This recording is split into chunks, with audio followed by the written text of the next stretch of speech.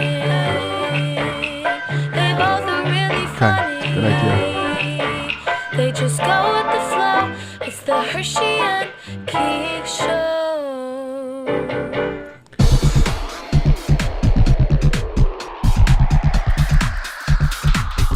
Welcome to Hershey and the Keegs Show, starring pitcher Mark Hirschman and his personal catcher, Mike Keegan.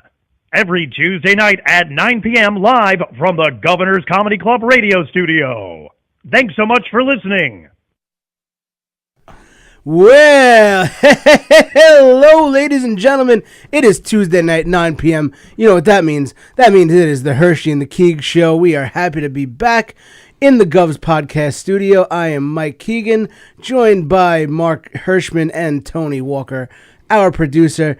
I think we're going to have some fun tonight. We're going to have a lot of fun. We've had a little separation You anxiety. know what? So the last show we had was me and Monty. Monty was guest hosting. You had a nice gig. Yeah, I heard about that abortion. Right. He's such a hypocrite. He said he wanted us to behave tonight because he has one of his daughter's friend's mothers watching, and he said abortion. And it's not even 9:01 yet. And he said that. So okay. And then last week we were off because we had thought we were off, and then Tony was like, "Oh no, I didn't tell you. We're not off." Yeah, but then which is why we did the show the week before without me here. Right. So Tony has totally fucked up the whole thing. Cool our guest is there. That's good. Nice, he's here. So I'm going to go ahead and we're going to read our first set of sponsors, and we're going to go right into Mark Anthony. Okay. Yeah, we have a great guest. So I'm super stoked about this. It's going to be great. We have a new sponsor. I don't know if I told you that. No, I don't think so.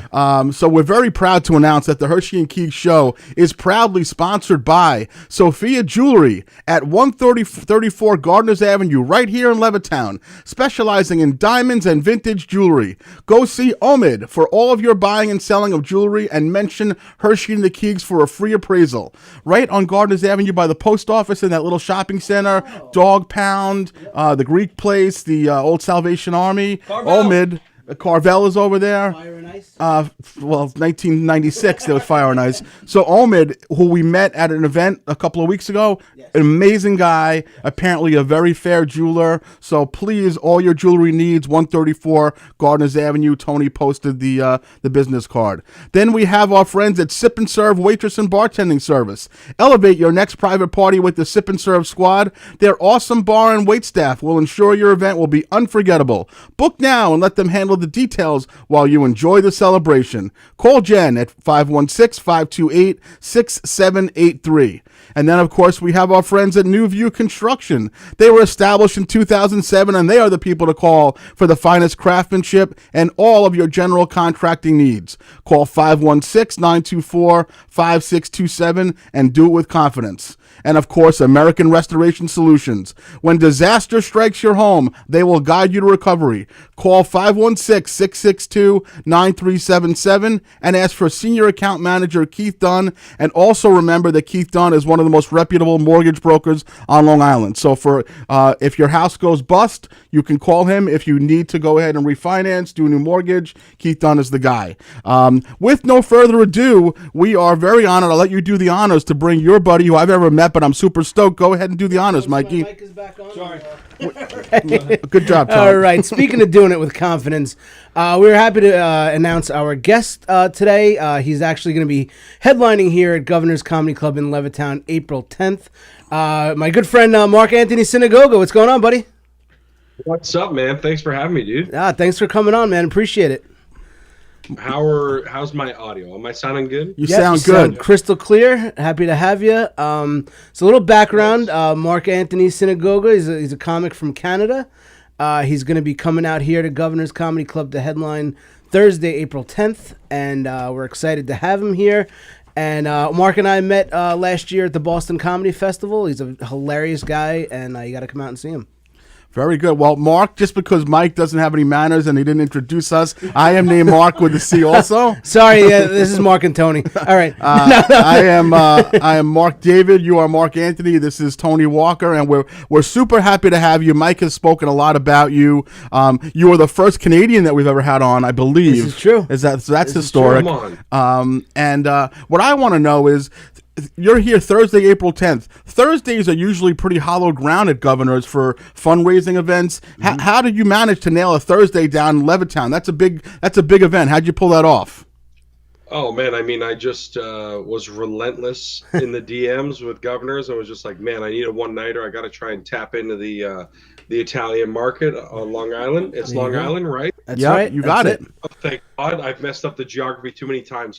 But yeah, man. So I just trying to tap into that, and it worked out. They were like, April 10th, take it or leave it, and I was like, fuck, I'll take it. Let's go. Take it, absolutely. Yeah, Thursdays are great here. They usually have here on Thursday their fundraiser showcases, but now we have a special event. Mark Anthony's coming here, and as Mark mentioned, tapping into the Italian market. Mark's got his Italian following, and this is the epicenter of Italian comedy here in Long Island, Levittown, Nassau County. So it's interesting. We see a lot of Italian followings for a lot of these Instagram and TikTok celebrities, but to have an actual, with no disrespect to anybody else, an actual stand-up comic coming in with an Italian crowd following, that's going to be pretty cool. Yeah. A lot of Italians on Long Island, so I think you're going to love it here. Have you performed on Long Island before, Mark?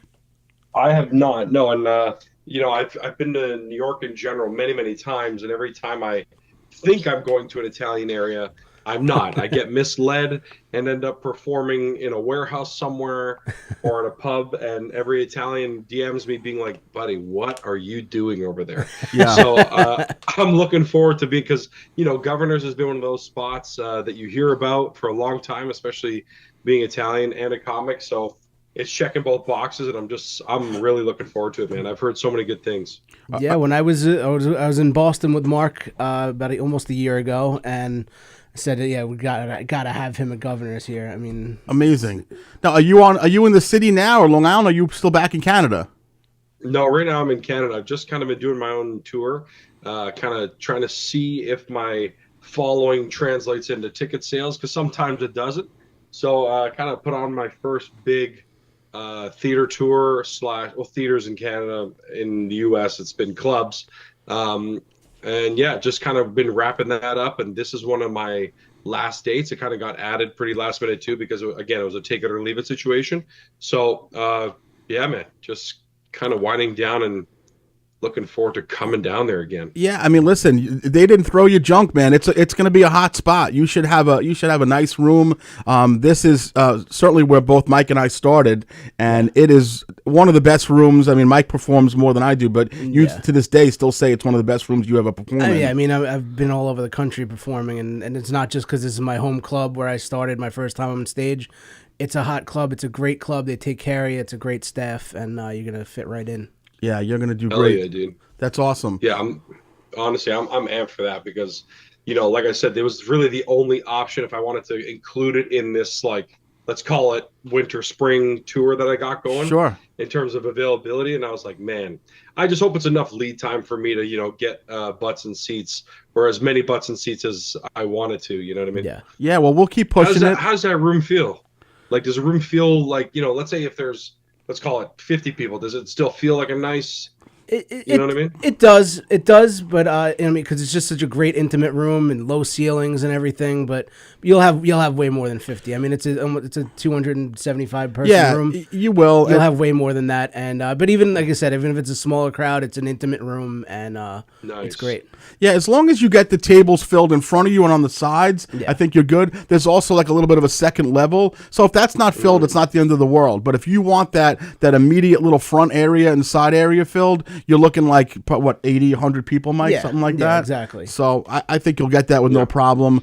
Nice. You know, it's also one of those rooms you do get 100 people in here. It feels like 300. There's no doubt. I would say, keep on doing what you're doing. After Mike had asked me about having you on, and we love having guests, I did a little research into your social media, and I think if you keep on plugging your social media stuff, it's going to work, because your stuff is relatable. It's funny. I see you have a child, which is fantastic. So I think that ultimately, if you keep on doing that for the next 10 days, you're gonna fill this room just fine. No doubt. Nice. Yeah, Nice. cool. Nice. All right, I'm gonna keep on it then. Keep on Yep. plugging. I mean, all this stuff, like, I come from an Italian family on Long Island. He's from an Italian in another country. Yeah. But, I relate to Same stuff. literally everything that he I love talks it. about. So One of the Nice. things I researched and I found out that you were hitting your stride. Then the pandemic hit, and you were kind of at a little bit of a crossroads, and you did something very interesting.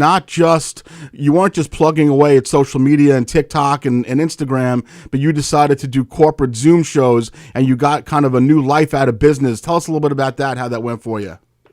That's a wild thing to pull because it was just such a weird thing to do, man. Because I was always doing kind of corporate events because it pays the bills, wedding emceeing, anything with a microphone, right? And then when shit shut down, I was like, I had this massive green screen and a big backdrop that I would do for live stuff, and I had a buddy who he was doing still filming for people for like Zoom events and stuff. So I was like, yo, man, what if we made a virtual comedy club in my basement? I could put together a package and kind of ship it out to a bunch of local businesses and be like, hey, we'll perform. We'll do like a mental health, day, and we'll just perform for you guys, make sure you guys get, your productivity up. It gets everybody laughing, all this kind of stuff.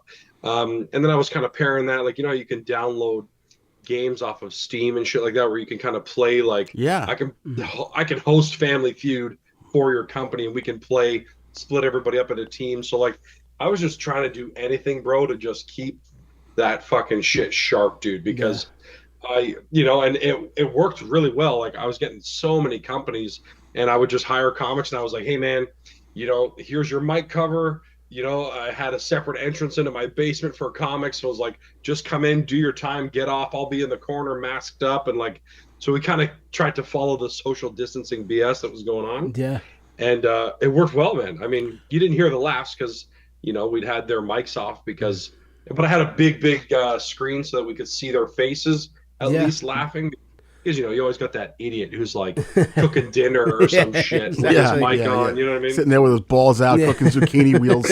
Yeah, exactly. It was always weird. It's very specific, Mark. Thank you. Like you've been there before. Like we learned many years ago, we learned that specificity is the key. That's right, exactly. So being specific. But yeah, that's brilliant. They started doing something like that here at Governor's, which actually worked out really well. Same thing. They had a big screen in front of us on stage. There was nobody in the audience, but you could see everybody that's watching, and they had 100 people watching at a time.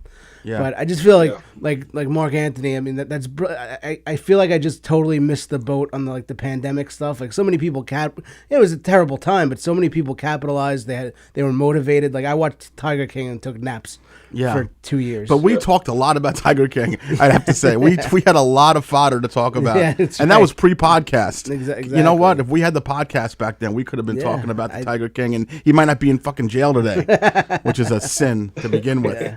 At what point, I see that you have a young child. At what point did this little thing come into the picture? Oh man, she's almost 2 years old now. So after the pandemic, we were living in a condo in the city, and we were like, we knew we were going family route, and we were like, okay, we gotta move out. And she got pregnant. I don't know how, but she did, and then I ended up. There's a book you can read about how she did. Nice. What's that one? Is that in the fiction section? We'll send you the link. Yeah, we have links we can send you.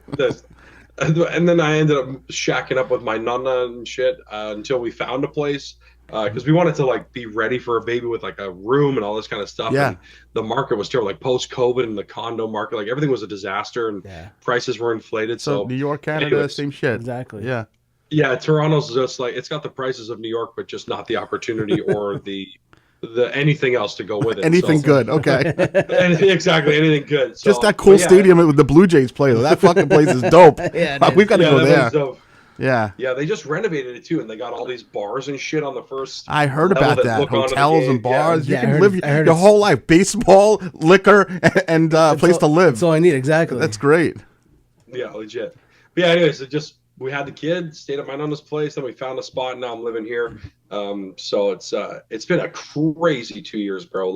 So much life change post-COVID. It's been nuts. So I'm trying to amalgamate that into a new stand-up hour is what's going on. Yeah. Absolutely. The one of the things I'm always intrigued about, and Mikey has a daughter, so I'm always curious, like comics who are domesticated. I have 3 kids, and I don't perform that much anymore, but it used to limit me. I feel like I limited myself. I didn't want to travel too far. How do you feel being on the road? You're going to be on the road for what, 2 weeks or whatever without your child. How does your spouse feel? How do you feel about it?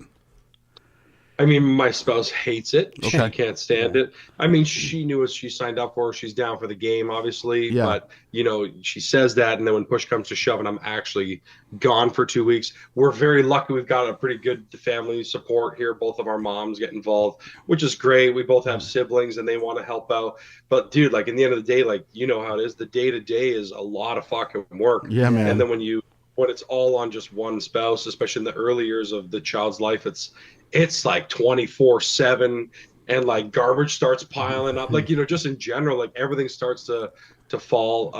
So it's a lot for me personally. When I'm on the road, man, it sucks, dude. Like like you have a good show, and then you're like, you come back and your kid, you've missed, even if it's just like a week, you feel like they've grown like a month. That week. That's what it is. And like it's lonely. The show, like you said, the shows are great. It's lonely after the show. And some people are always saying, Mike, you should do cruise ships. You should go on cruise ships, telling me. But I'm like, I could never live that life, because you're away a couple weeks at a time. And then like Mark Anthony was just saying, I'm like a couple of days feels like a month when you're not there. Yeah, that's crazy. You just, what Mike just mentioned, just in my mind, I'm thinking like, so you're in Providence, Rhode Island. You have a killer set. You go back to the hotel, and then you're sitting there alone. Your wife's FaceTiming you with the baby, and then all of a sudden that high is a big low. Does that ever happen to you? Yeah, I mean, as soon as you hang up the phone, man, or like on the phone call, she'll say something that I've never heard, and I'm like, oh, that's new. Oh, you're all excited, and then you hang up the phone, you're like, bro, what the fuck am I doing? Yeah, like, there aren't enough prostitutes in the world to fill that void. Did she just say mailman? That's not good, right, Mark Anthony? You're like, that's not good. Man. It gets better when they get older, because we get to bring Juliana on the road with us sometimes. Yeah. Like my girlfriend Carla is a comedian also, and now Juliana's like 10. So Mark Anthony met Juliana in Boston. We took her to Boston when we were there, and we went out to that oyster place. Mm-hmm. And but it's cool to bring them on the road as they get older. So what's interesting though is Mark Anthony's got a 2-year-old and potentially more kids down the pike. Is that feasible for you guys? I mean, yeah, it's the plan. But dude, again, like I don't see how that's possible. Like it's so much work, and like I want, like I come from a big family too. Like I want 3 or 4, whatever, right? Like but you're just like with what energy and time, like you want to exactly. You don't want to be Eddie Murphy, where like your last kid doesn't even know your fucking name, right? You want to be involved with everybody. So does your wife work a day gig, or is she just taking care of the kid right now? She's got a day. Yeah, she works as a high school teacher. So okay, she's got her 9 to 5 type thing, or 8 to 3, 3, whatever it is. No, I'm married to one of those also. Yeah. Yeah. All right. So at least that she gets to get out of the house a little bit, and she's not just sitting there resenting you 24/7. Yeah. I mean, the resent is while she's at work too. I'd say. I think it's 24/7. But you know what I mean, dude. It's what am I going to do? I'm like, things are starting to get really, much better and constantly increasing for me. So it's like, how can I finally got the US visa too. It's like, we can't stop now. Like now we got to put the gas on, you know what I mean? Yeah, you're building something. And when you guys met, you met a while ago, and you were already in the business already. Or you getting into the business? I was already in it, yeah. And that's why I'm like, dude, if you thought that it's only going to be less time at home or like more time at home, like I think you're missing the plot. Yeah. Like, right.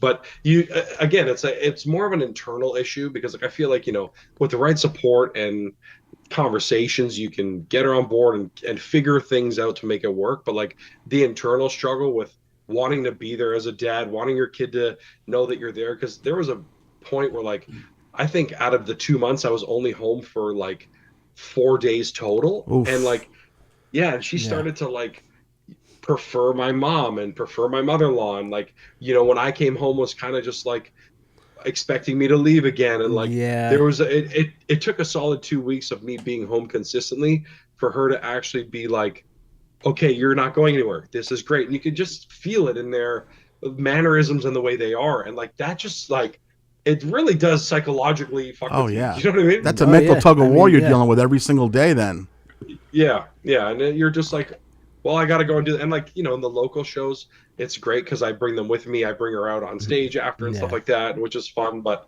you know, that's also another problem because she goes to bed at 8 and she's coming on stage at Yeah. 11 o'clock. Exactly. You know what I mean? So you know, Exactly.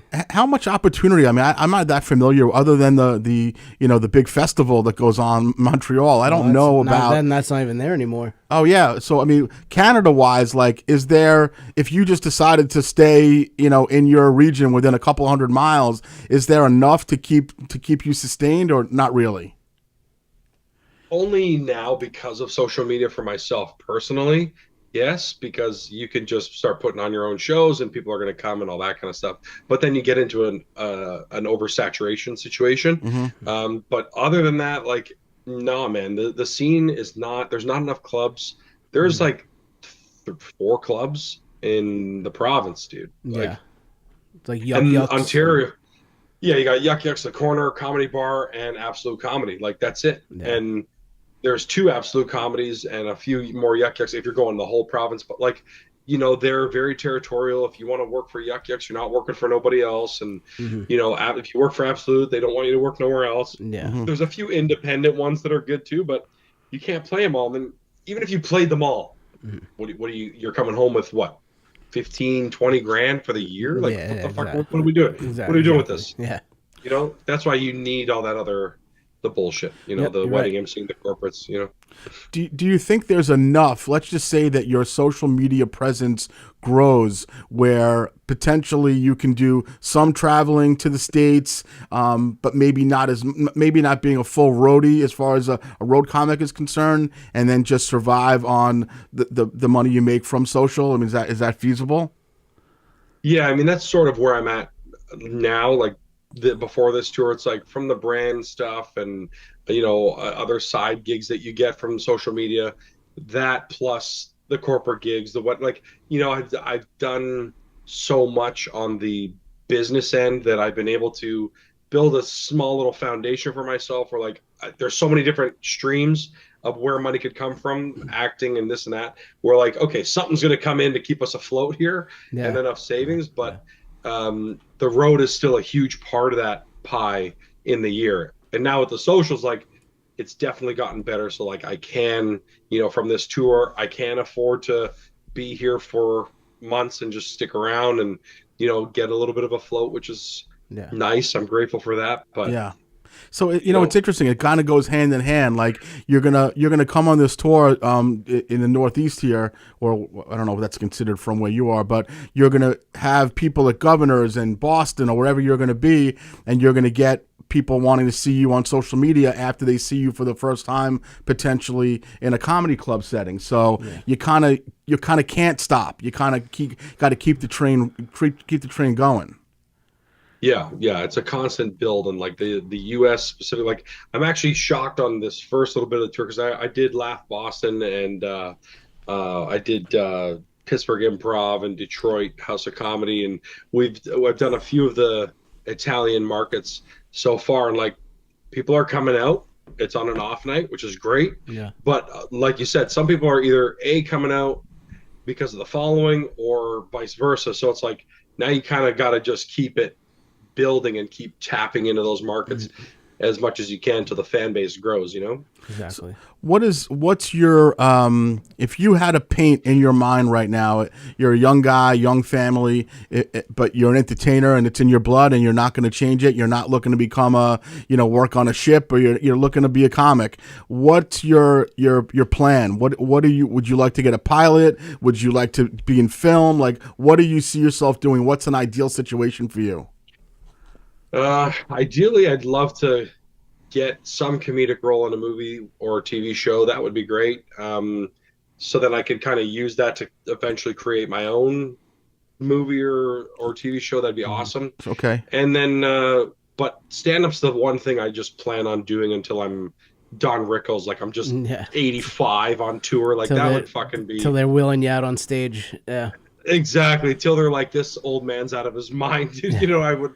So that's kind of the goal. Like, I'd love to get to the theater, but in the meantime, you tour have level, you have so much diversity. I mean, you have all the characters that you do. You got the social media following and the stand up. So yeah.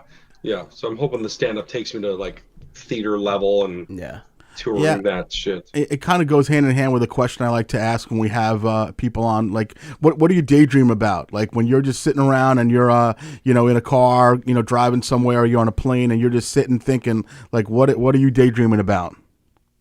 Man, it's always where the Toronto Maple Leafs play here, like the Air Canada Center, we call it here. It's like it's actually now the Scotiabank, but but I would never, like, I don't think stadiums or arenas are conducive for comedy, and I can't stand going to see, like, Ricky Gervais at a stadium. I think it's just not good for comedy. I totally agree.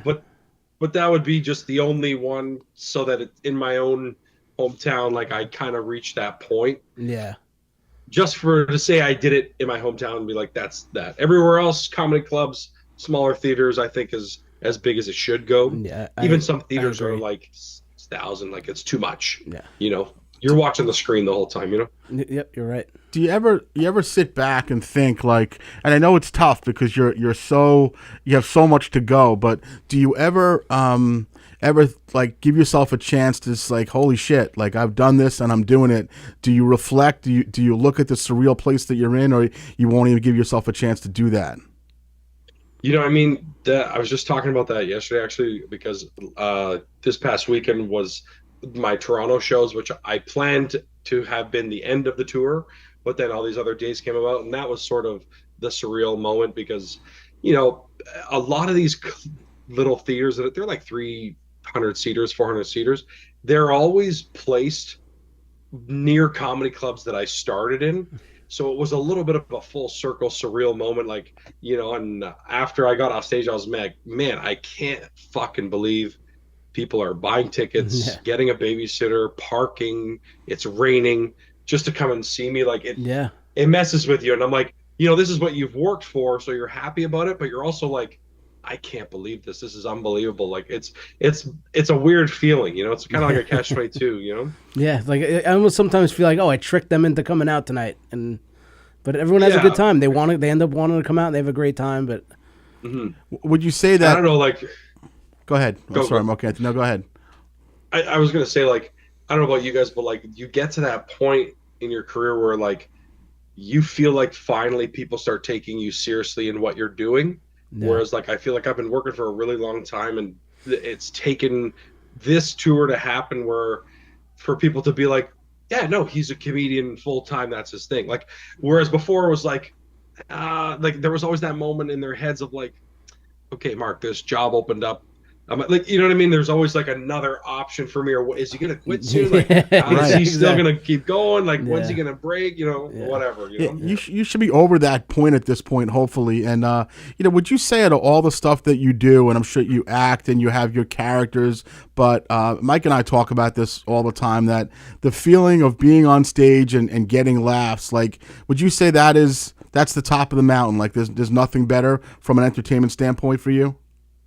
No, definitely that's the top of the mountain for sure, dude. It's like, especially when, I don't know, like, this only happened like once on the stretch so far, is when the laughs, yes, but when you plan the set to go a certain way, you order it a certain way, and you have pops that you want in certain spots, when everything hits where you want it to hit, how you want it to hit, and you get those laughs exactly where you want them, you're like, buddy, rub my nipples, get the oil out. Like, it's just like, it doesn't. Now I know why you like this guy. Exactly. Now I'm trying to figure out, like, how did Keegan and Mark Anthony meet? How did we bond? It was the oil. That's rubbing oil on the nipples as Keegan talks. There was no comedy festival. Yeah. And actually, how did you? I mean, you guys just met because you were on the festival together. There's hundreds of comics there. Yeah, the first night of the festival, we were on the same show. So they break up all the shows. And kind of, he was like me and him were kind of two neurotic guys who get to the show early. So we were kind of in the green room at the same time and hit it off. And Just like that. And Just cool guy. And then Angelica was there, Skinora. Oh, right. You told me about her. Yeah.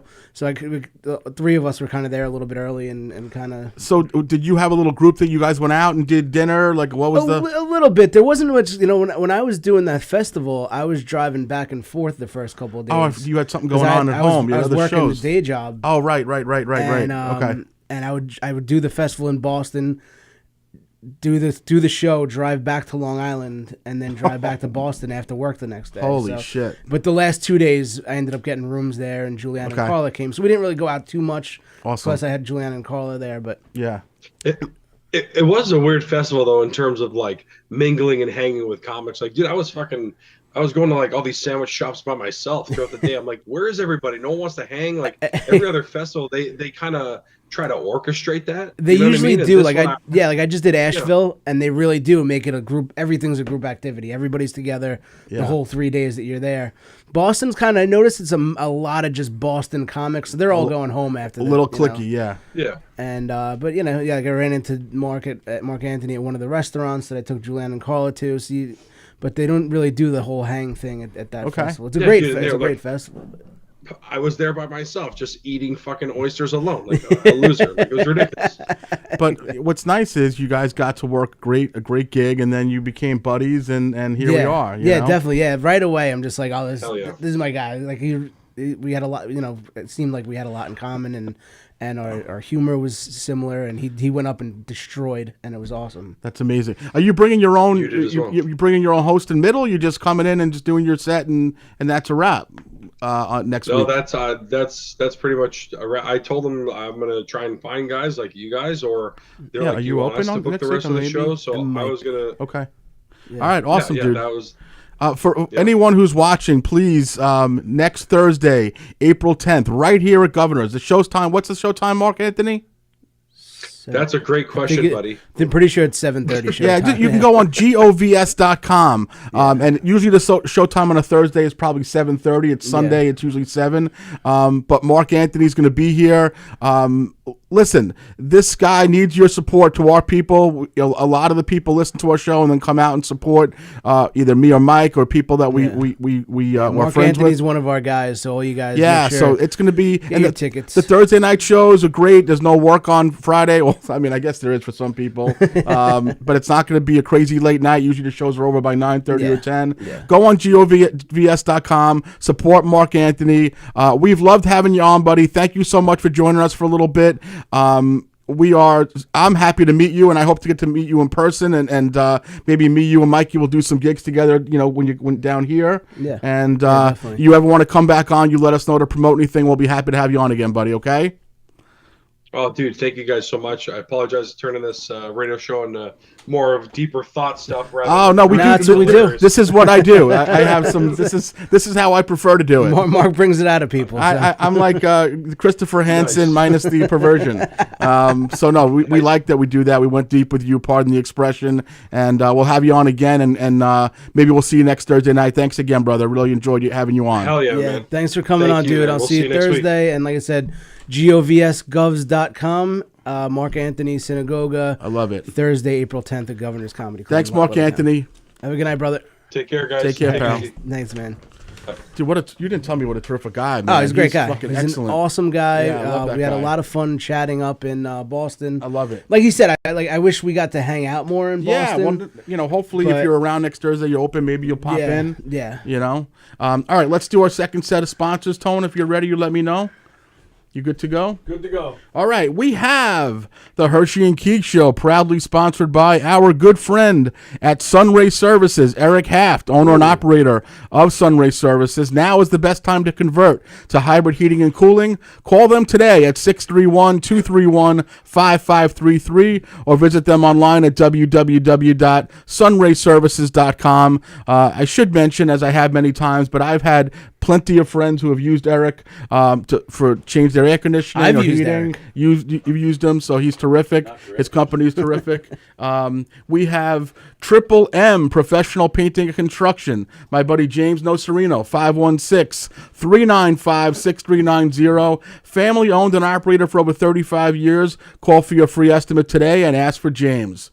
We have our dear friends at Angela's Bra Boutique at 223 Main Street in Farmingdale. 516-249-6409. Personalized bra fittings providing a wide selection of brands, sizes, and styles. 10% off your purchase when you mention the Herschy and the Keegs Show. And then, of course, we have Demolition Specialists. 1-855-RIP-OUTS. The number you call for demolition, dumpsters, and fence rental. Family owned and operated for over 30 years. They are a fully licensed demolition contractor. And, of course, Mikey, who is last but not least. Would it be anybody that I'm related to? The New York State licensed real estate person, the beautiful Diane Keegan from All Island Estates Realty Corporation. You can call Diane directly at 516-458-1864 or email her at diane@allislandestates.com. If you're looking to rent, sell, buy, make Diane your first call. And I know I got a text message from my wife today saying one of her sorority sisters was looking for a house to rent, and who's the first call that I made?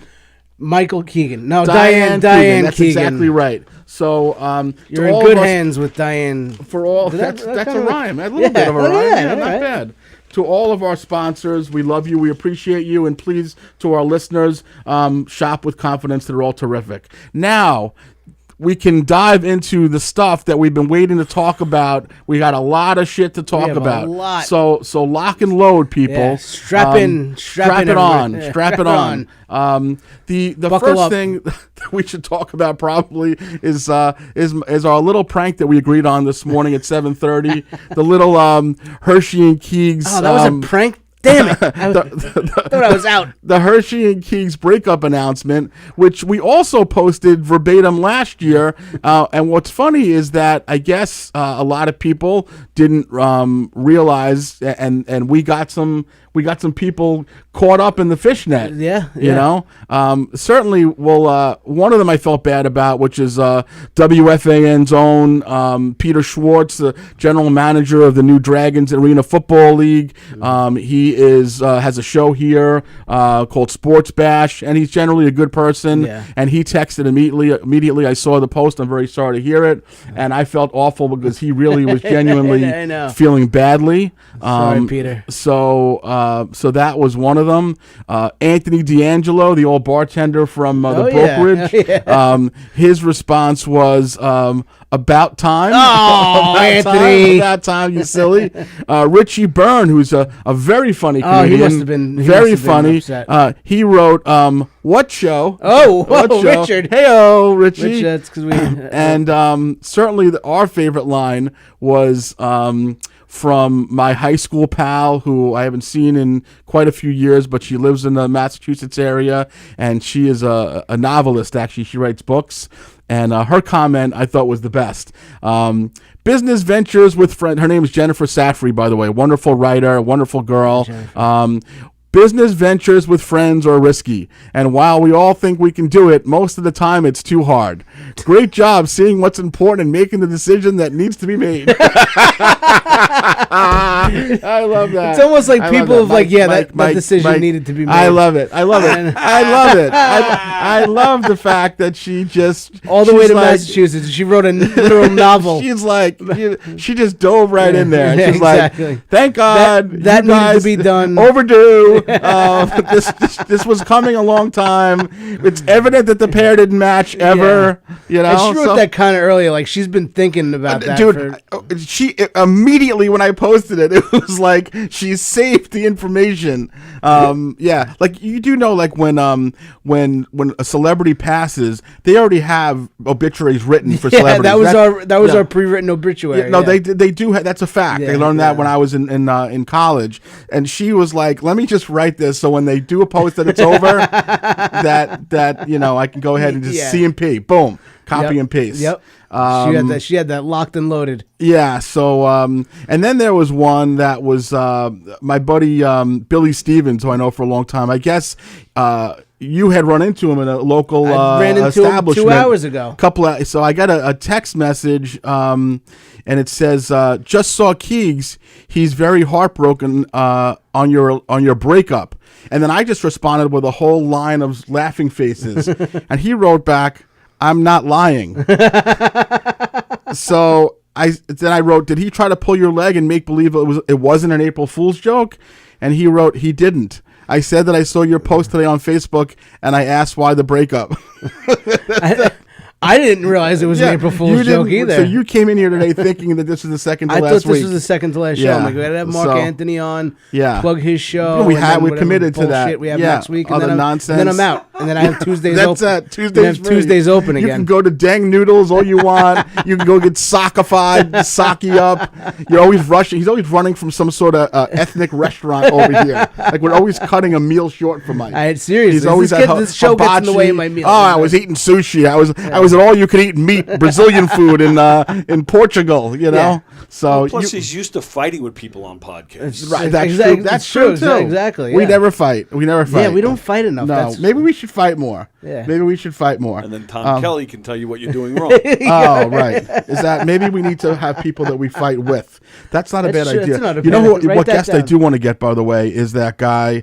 What's his name? Sean, who is the Long Island audits, where he goes and he. Oh, and dude, he- we should have. You watch Yeah. those? I hate watch those things all the Yeah, time. me too. So you know what? Yeah, we should reach out to him. 'Cause I hate that. You ever see those Long Island audits? It's torture to watch for someone who listen. I'm a cop supporter as you are. Yeah. That doesn't mean we like bad cops. Yeah. But this guy goes and he just fucks with. He instigates the cops. Yeah, he just. So this is a big thing. A lot of people do He'll this. start just videotaping at a post office or a police precinct where you're constitutionally allowed to do it because it's basically. But you're annoying people. You're annoying people. So then the cops will come over and say, "Listen, we'd rather you not do that here." And he'd be like, "Hey, you work for me. Get back to work, asshole. And the Get back to problem work, is, scumbag." Some of the cops are young; they don't know the laws, so they get themselves Yeah, into trouble. exactly. And this guy, They're baiting the cops to get you know pissed what? off. I'm gonna. We'll reach out to him, or I'll have Will. Vomit of Pigs I had reach out. In the last 2 weeks, I saw two of my friends that are cops on that audit.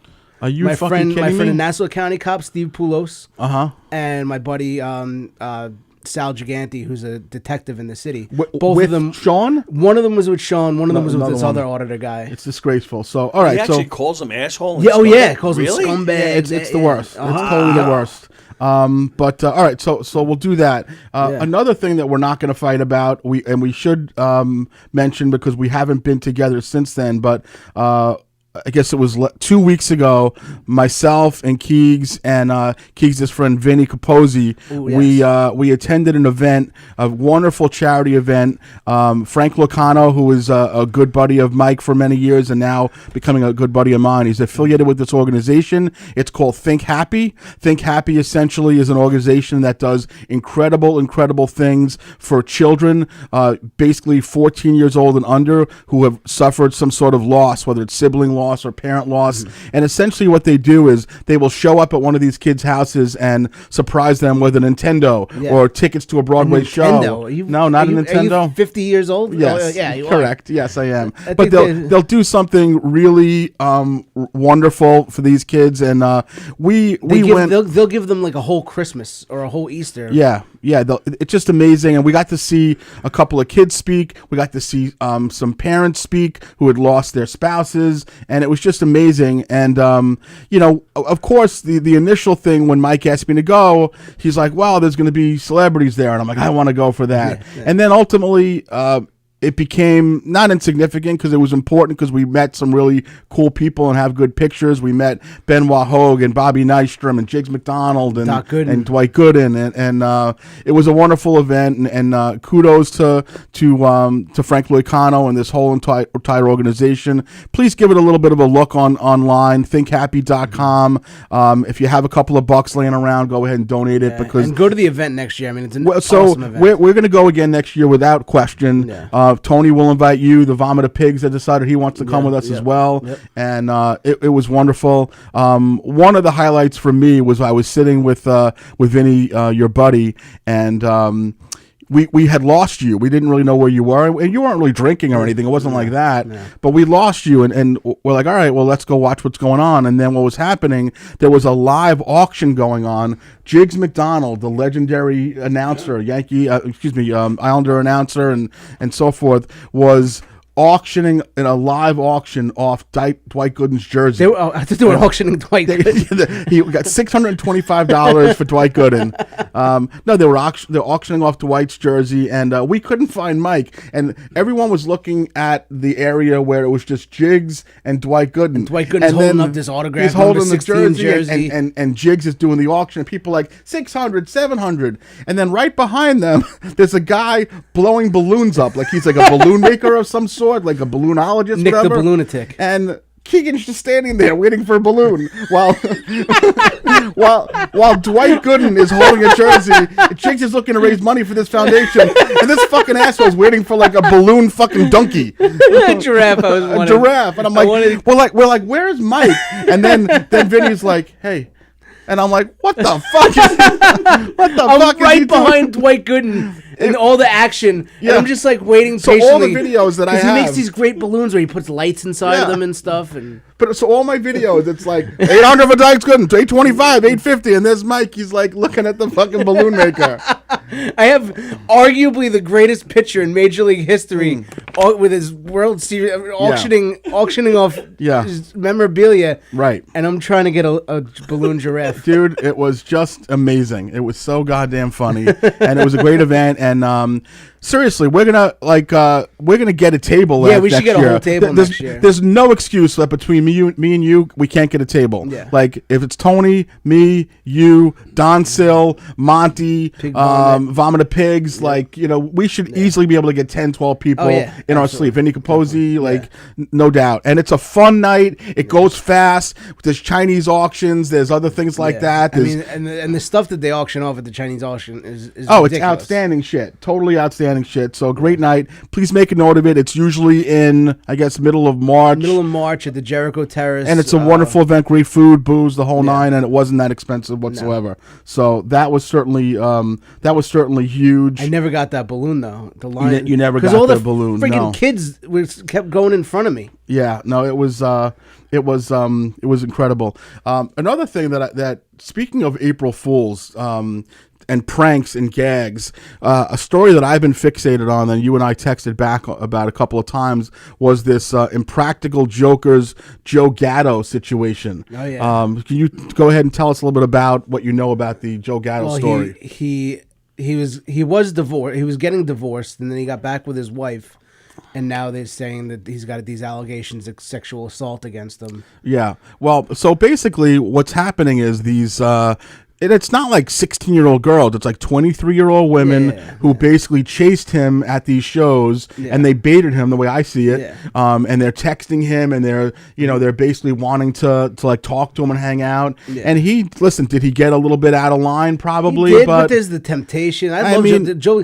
Me and my dad watched Practical Jokers all the time. Yeah. His favorite guy is Joe Gatto because he's like an everyman. He's a good funny guy. Like I don't think he's a Lynbrook guy. He's a Long Island guy. Unless I find out that he was like actually doing bad things or forcing him upon himself. I don't think he was doing that. I don't think they're alleging that. Yeah. But I'm waiting for them to come out and say like it was just a joke. It was a joke. Yeah. It wasn't my real penis. It wasn't my real dick. It wasn't. It was a total. I had three of my friends with headphones on telling me what to do. Okay, Joe.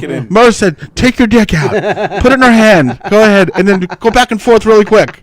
Yeah, it was a banana. It wasn't real. A banana. Yeah, exactly. But it's just like to me, it was my punishment. I didn't get enough thumbs punishment. That's right. All the X's came on the screen, and I had to make sure a 23-year-old girl touched my penis. So I don't know. It's just like the whole thing it's kind of shitty. And what happens is the pressure of the media. Like now he had to go to a rehab. Like what's he in rehab for? He's not an alcoholic. He's not a drug addict. Garbage. He's being forced to go to rehab. Again, if he did a crime, if he did something where he was forcing himself, I would admonish that as much as anybody. But he was just taking the bait. He got baited. the bait. He's he's a human. He's a human being. Yeah, if you're a 40-year-old guy and there's 23-year-old hot girls that are texting you, I'll meet you after the show. We'll go to the bar. We'll have dinner. Exactly. Like what's he supposed to do? I know. There's nothing else to do. I mean, again, if he crossed the line, we don't like that. But I didn't see it. From then what I he's can a see. jerk. Yeah. But, yeah. I have a mutual. I have a friend who's close to. I met him once very quickly, but I have a friend that's very close to him. For years, been telling me nothing but the greatest thing. Yeah. the guy takes care of dogs. He's right. He's a big dog taker person. care of her. Right. You have a way. You have a way with words. You really do have a way with words. Yeah, get that novelist on the phone. I got one. Well, I'm going to get Jennifer Safrey on the phone. I don't want to forget, and I've told this story probably 15 times since Saturday night, Mikey. And I was going to tell you guys beforehand. And I was going to post it on Facebook because it's one of my favorite things that's ever happened to me. But I'm saved it for the show because we said that years ago. We used to say save it for the podcast. So SIFTP. And I have to make a note of this because I want to make sure I clip this and put it on social because I think it's gonna go like wildfire. Saturday night. You didn't really make a note. Yeah, I did. You just I wrote the pretended time. to move your phone. 9:48. Saturday night where Maxwell has a tournament, a basketball tournament out in Brewster, New York. Okay, so it's 70 miles from our home. 70 There's miles. a great comedy club up there. Yeah, Funny Farm. We were not far from the Funny Farm. 70 miles away. The game's at 7:00 at night. He has 2 games on Saturday night. It doesn't start till 7. We go to the game 7:00. First game happens, they win. It's 8:00. The next game's not till 9, and I'm like, I haven't had dinner. I'm gonna have like a low sugar problem here. I have to go. So Max is like, I don't care. I'm gonna stay here with my friends. Just come back at 9. So I do that. I get back in the car. By the way, and this is not really part of the story, but Brewster has no lights in the woods. It's pitch black. I almost went into an embankment like 11 times. It's horrific there. Yeah. But I finally stumble upon this little like sleepy town of Brewster, which is like there's like it's a mixture of an adorable town where you can go antiquing or get raped by an illegal El Salvadorian. Like it's a very strange combination. Yep. I've done both there. Yeah, you have. And what happens is I find this little pizza place, and it looked fine. So I parked my car and I went in, and no one's in there, but it's definitely not a shithole. Like it's okay, but there's no pizza. So I'm like, the guy's like, what do you want? And I'm like, I just wanted a couple of slices. And he's like, no, 10, 15 minutes. And I'm like, well, I don't really have that kind of time. My son's got a game and like, I need to eat something sooner than that. He's like, oh, pick something else then. And I just go like, what's that? And he goes, buffalo chicken roll. And I'm like, okay, like 2 little Spanish guys, nice guys. Right. And I'm like, I didn't know what accent you were doing. You were Spanish? Buffalo chicken roll. I'm like, they were Ukrainian? I can go, yeah, the Ukrainian pizza place. Yeah. I can have a buffalo chicken roll. There's nothing wrong with that. You know, my cousin Fick. Right. That Priscilla Flo Fick. You want a sausage slice? So I said, fine, give me a buffalo chicken roll and a water. Sounds okay. Good combination, meal, right? Yeah. So he puts it in, and the other guy at the counter is like, what did you order? And I said, a buffalo chicken roll and a water. So he punches it into the register, and he says 11:11. And I'm like, 11:11. I'm like, that's unbelievable. You know, like I'm carrying on. Yeah. I'm like, it could be like a sign from the angels. The angel number, like like you make a wish. I'm like, it could be my dad sending me a message because Max is playing in a game and a whole big thing. Yeah. And this guy has no interest at all, nothing. And I'm like, dude, 11:11. Like, what the fuck, he was right? saying it to him. He doesn't care. No, I did. This is verbatim. Trying not to get kicked out of here. This is verbatim what's happening, by the way. I'm like, 11:11. I'm like, dude, how often does that happen? He's like, every time someone gets a buffalo chicken roll and a water.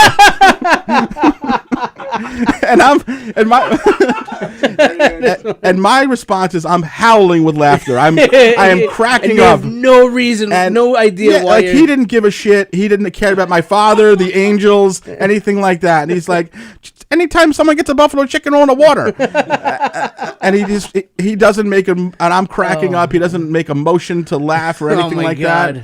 And he gives me my buffalo chicken roll. I was gonna sit and eat it there, and I'm like, you know what?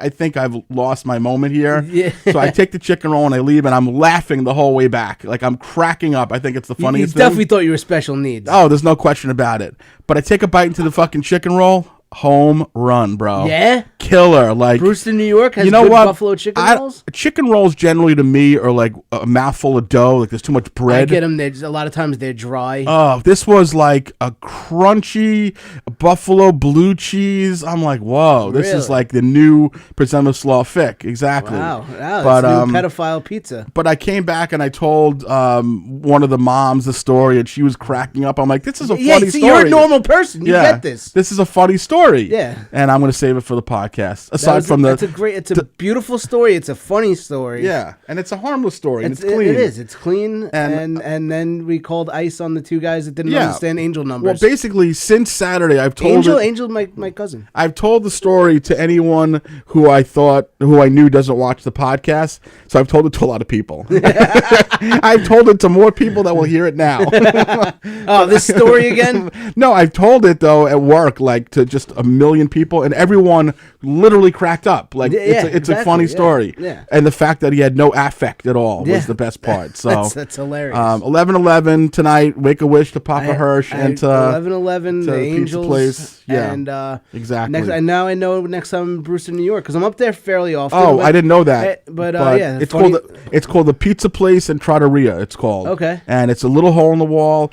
You will like it because right in front there's a parking spot that's always opened because it's saved for police parking only, which I thought was so neat. you could park there. Yeah, I parked there because I was like, "There's nowhere else to park." It's I'm always like, open. So I'm not gonna I don't always have have a place time. to park. I don't Exactly. have time. I gotta go get back to the game. You know, like Max is. What are the chances in the 4 minutes I'm in there? No, I mean, seriously, especially with the Angels looking down, like it's not gonna call back. Go.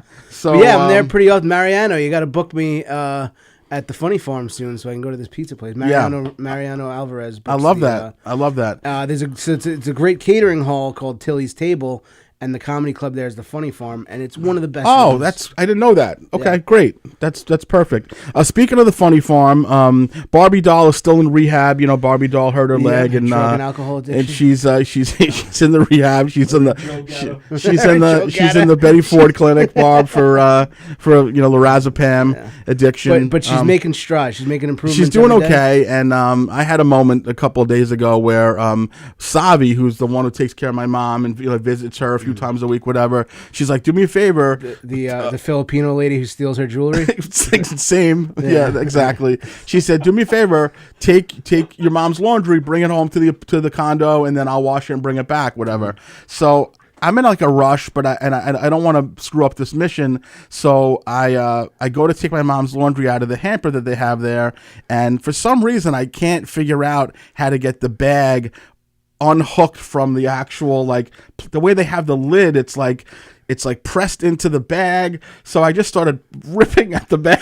I started pulling the bag, and I just kept on pulling. I'm like, well, what's the worst that could happen? The bag's just going to rip and I'll be home free. Nope. The bag starts ripping and then plastic starts breaking and popping off the thing. Oh, yeah. There's an angry little Jewish man. So I fully exploded the whole top of the hamper. I broke it.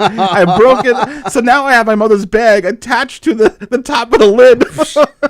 I'm trying to walk out of the fucking thing, and I finally got it out. Yeah, so it's always an adventure with you. I don't know why things can't just be normal. Like it's always a clown. Why can't things be normal? I just wish. Which reminds me, speaking of clowns, you're a clown. This is gonna be, this was one thing that I've been trying to hold back for 2 weeks that I saw that you did on Facebook, and it was one of those things. You know, we should have like a little segment about things that Mike writes that I see that he comments on, because this was one of the worst. I don't think anybody else sees. No, but I always see it though, and I even wrote down the quote in the book because this was horrendous. This was one of your worst fucking jobs ever. There's a social. I don't think it was actually. It might have been another social media platform. I don't know if it was Facebook, but somebody was circulating one of the worst videos that I've ever seen in my life. It was in a senior care facility. It was a video, a little bit gray. It wasn't a great video, but the home health aide or the nurse was beating the shit out of an old lady in a wheelchair. So did you remember this? Yeah, of course you do. not only was she beating her, Remember it. I recorded you doing it. she not only was she beating her, but she pulled her out of the chair with her legs that they had to X out the lady's area because she was, whatever. And he was just pounding on her, and she punched her in the face. Like, this is an old woman getting mutilated in an elderly care facility. And, of course, the reason why it was brought to my attention was probably because I'm like, you had Stavi, what are you commented. doing? Whatever. Yeah. So Mike's quote was, well, what kind of smart aleck comment did the lady make to her? So you're basically saying maybe she said something that earned the ire of this woman? There's always two sides of to the every street? story. Yeah. Well, so you're basically saying that the mauling that this 100-year-old woman took to the point where her personal area was exposed and she was just on the floor getting dragged by this beast. Mess around, find out. That's my What FA? What is it? What did they say? FAFO. You're an FAFO guy. Yeah, exactly. Yeah. So I was appalled at you, but I had to save it for this podcast. Save it for the podcast. Yeah. SIFTP.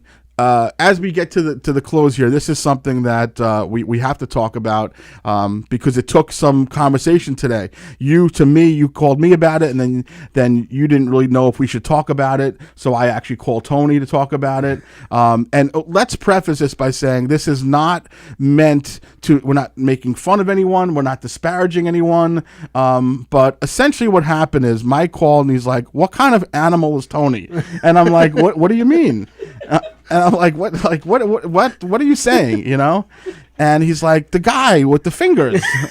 and I'm like, I don't know what you're talking about. He's like, all right, I'll call you. And then so Mike calls me, and I'm like, what happened? He's like, we were at a comedy show last week, and Tony introduced me to his friend. And I'm like, okay, that seems harmless enough. But his friend had like stubs for fingers. He had like short fingers. He said. Yeah. Well, let me stop you. I wasn't there. Tony wasn't there. He didn't introduce me to him, but I know that it was the guy that's on Tony's podcast. Okay. So I know it's Tony's friend. Okay, but sorry. Right. Okay. So I said, okay, what's the issue? And you said, and you weren't trying to disparage, nothing like that. No. But you were saying that out of respect, it would have been nice if Tony would have prepared you for you that. warn a guy. Yeah. When I'm expecting to get full hand. Yeah, and it was not there. And it was a little bit of a partial It was mix. a shortcoming. Yeah. So I called Tony to say, like, I want to talk about this on the show, but we don't want to come across as insensitive because that's not the case at all. Yeah. And you're like, no, it's understandable. And do you think you need to defend yourself that you didn't mention it to him? I really just don't care. Oh. All right. Wow. But even if, as the person, I would have like it on my shirt, like before you touch my hand, just know it's not all there. No, but so then, so what happened is, so Mike, he was being really okay about it. Like he wasn't making any jokes or anything like that. And then I guess he was trying to make some sort of innuendo to the fact that you're missing a leg. He said, what if that guy caught it from Tony and it's contagious? Between me and him, we make a complete person. Yeah. It's like a leper colony. So I just thought that, like I said, thank you, Tony. And so Mike does not mean to disrespect I didn't mean this to. nice man. I was just saying, Well, did you? What'd you do? Like, ew! Like what? I didn't until, and I didn't even really notice until Richie Byrne told me. And then Were the next time were you I went in the bag? Were you hammered? Or no, no, I wasn't. I'm not very observant. Yeah. I wasn't at all. Yeah. But Richie Byrne told me, and then I'm like, oh yeah.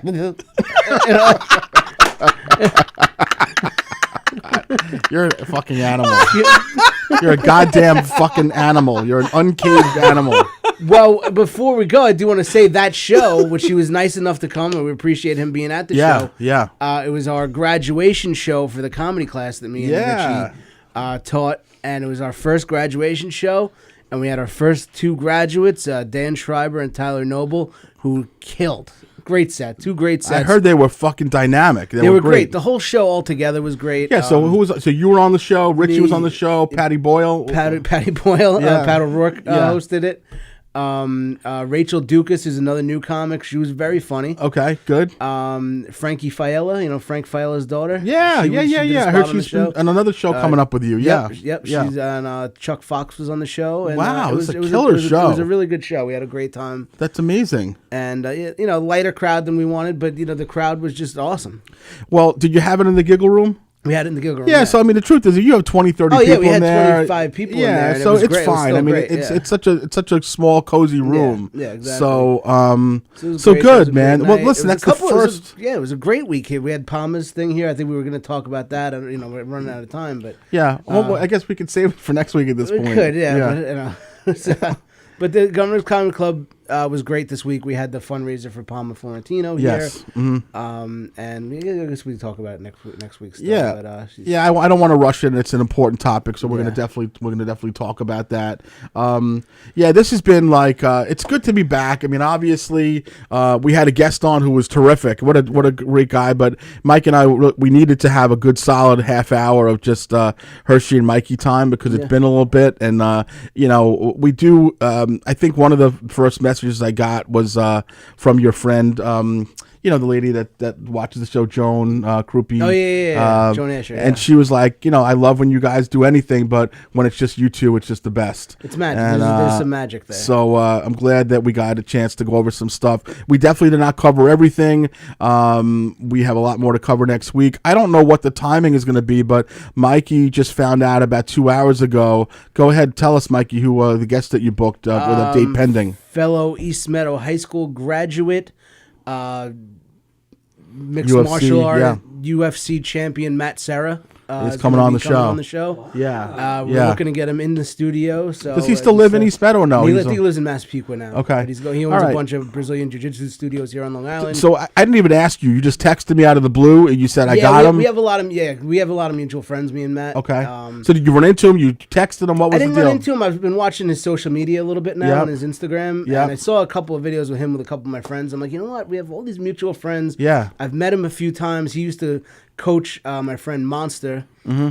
And I was at a fight in Jersey, one of my friends' fight, and he was in Monster's corner, and Monster got hurt, and we were in the hospital together for hours. Like we had some cool Jesus stories. Christ. So we have a lot of mutual friends. So I'm like, you know what? We're East Meadow guys. Yeah. He's here in Massapequa. Let's give it a shot. And he said, yeah, I'm happy to come on. Just give me a date. So did you DM him? Did you text him? I DM'd him on Instagram. Yeah. Wow, just like that. He got right back to me you. within a day. Yeah. Yeah, dude. When I was at some buddy's houses, a buddy's house a couple of weeks ago, a guy who doesn't always listen to the podcast, but we will happen to be spending a night at a buddy's house watching UFC fights, and I mentioned that Matt Serra was like one of the guys that we potentially could get on. He's like, if you get Matt Serra on, I will be watching 100%. Yeah, exactly. Listen, he's an interesting guy, Yeah. and I know stories about him from high school that'll be fun. To All right, listen cool. to, and Well, listen, guys, if we can get him in studio, we will.